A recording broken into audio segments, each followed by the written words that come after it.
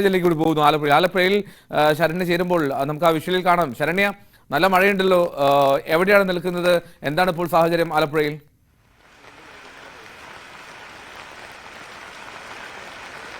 എൽദോ, നമ്മളിപ്പോൾ ഉള്ളത് ആലപ്പുഴ നഗരത്തിന്റെ ഭാഗങ്ങളിലാണ്. അതായത് ആലപ്പുഴയിൽ കഴിഞ്ഞ ദിവസങ്ങൾ, അതായത് പത്തനംതിട്ട ജില്ലയൊക്കെ അപേക്ഷിച്ച് ആലപ്പുഴയിൽ വലിയ തോതിൽ മഴ പെയ്തില്ല എന്ന് തന്നെ പറയാം.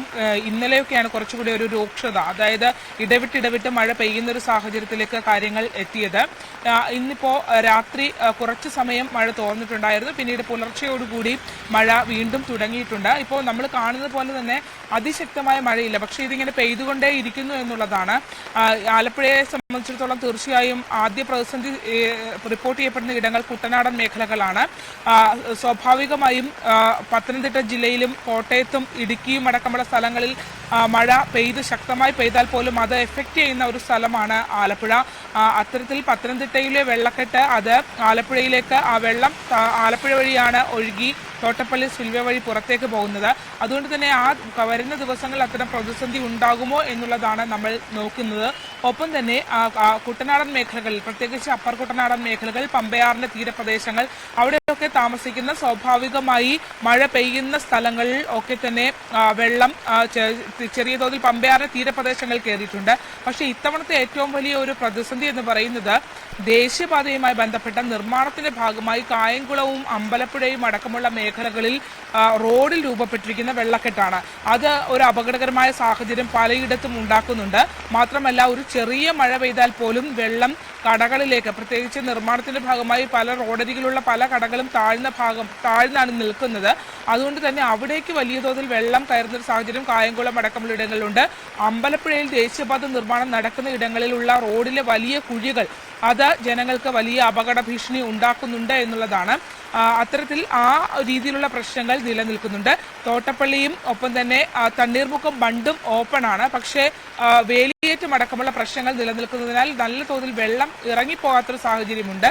തോട്ടപ്പള്ളി വഴി കുറേ ഭാഗങ്ങൾ വെള്ളം പോകുന്നുണ്ടെങ്കിൽ പോലും സ്പിൽവേയുടെ പല ഷട്ടറുകളും കംപ്ലൈന്റ് ആണ്. അത് പ്രതിസന്ധി ഉണ്ടാക്കുമെന്നാണ് ഇത്തവണ കരുതുന്നത്.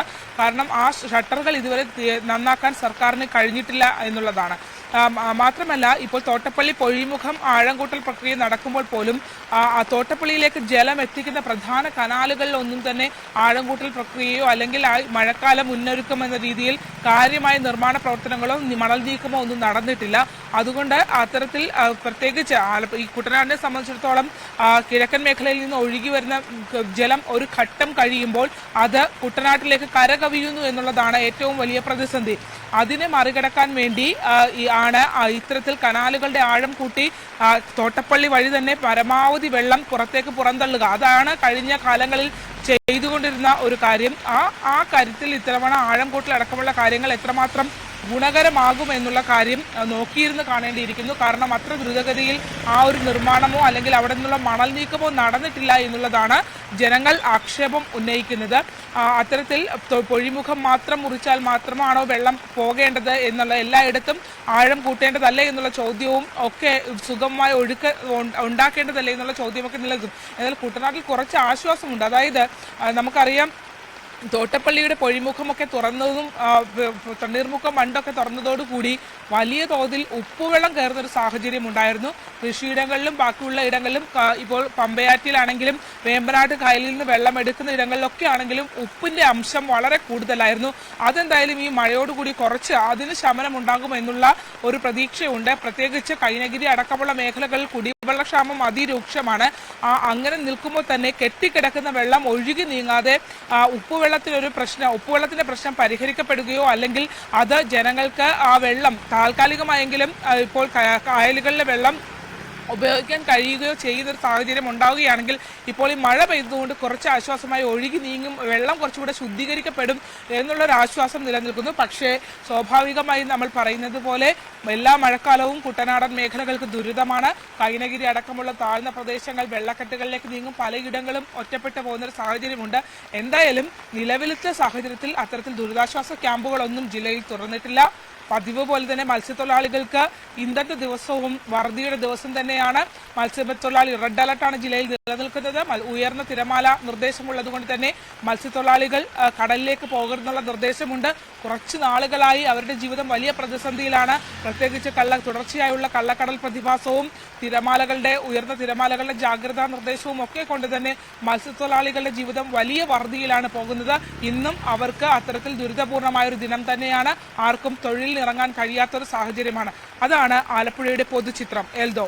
ഓക്കെ, ശരണ്യ ഒരു നിമിഷം തുടരുക. ഈ ഒരുപാട് കമന്റുകളൊക്കെ വരുന്നുണ്ട്. ഇത്രയും നാൾ മഴയുമൊക്കെ വരാൻ വേണ്ടി നേർച്ചയും പ്രാർത്ഥനയും ഒക്കെ നടന്നിട്ട് ഇപ്പോൾ മഴയെ കുറ്റം പറയുന്നു എന്ന് ഹരി കെ ഹർ ചോദിക്കുന്നു. അങ്ങനെയൊന്നുമില്ല ഹരി, മഴ കുറ്റം പറഞ്ഞതല്ല, പക്ഷേ നമ്മളുടെ സംവിധാനങ്ങൾ പലപ്പോഴും മഴ ദുരിതമാക്കി മാറ്റുന്നു എന്നുള്ളതാണ് പ്രശ്നം. അവിടെയാണ് നമ്മൾ ആശങ്ക പങ്കുവയ്ക്കുന്നത്. എന്താണെങ്കിലും മഴ പെയ്യണം, ഉറപ്പായിട്ടും മഴ പെയ്തേ പറ്റൂ. പ്രളയ ഫണ്ടിനെ പറ്റി ഓർമ്മിപ്പിക്കുന്നു ഇതിനിടയിൽ ശ്രീകുമാർ. കോട്ടയം ജില്ലയിലെ മലയോര മേഖലയിൽ നല്ല മഴയാണ് ഈരാറ്റുപേട്ടയിൽ എന്ന് ഷാഹുൽ ഹമീദ് PM പറയുന്നു. ഷാഹുൽ, അപ്പോൾ എന്താണെങ്കിലും ഇത്തരം വിവരങ്ങളുണ്ടെങ്കിൽ അറിയിക്കുക, നമുക്ക് പങ്കുവയ്ക്കാം. ഞാൻ ശരണ്യയിലേക്ക് വീണ്ടും പോകുന്നു. ശരണ്യ, ഈ സംസ്ഥാനത്തെ എല്ലാ ഭാഗങ്ങളിൽ നിന്നും ഈ ആളുകൾ ഇത്തരത്തിൽ മഴവിശേഷങ്ങളൊക്കെ പങ്കുവയ്ക്കുകയാണ്. ഞാൻ അതിനിടയിൽ ഈ മറ്റൊരു കാര്യം ചോദിക്കട്ടെ. ഈ ആലപ്പുഴയിൽ മൺസൂൺ ടൂറിസം അത് വല്ലാതെ ഉപയോഗിക്കുന്ന ഒരു കാര്യമാണല്ലോ മഴയത്ത്. ഈ ശരണ്യയുടെ കുടുംബമൊക്കെ അതുമായി ബന്ധപ്പെട്ട് നിൽക്കുന്ന കാര്യമൊക്കെ നമുക്കറിയാം. അപ്പോൾ എന്താണ് ഈ മൺസൂൺ ടൂറിസത്തിന്റെ ഒക്കെ അവസ്ഥ? എന്താണ് കൂടുതൽ അത്തരത്തിൽ ടൂറിസ്റ്റുകൾ എത്തുന്നുണ്ടോ ഈ സാഹചര്യത്തിൽ?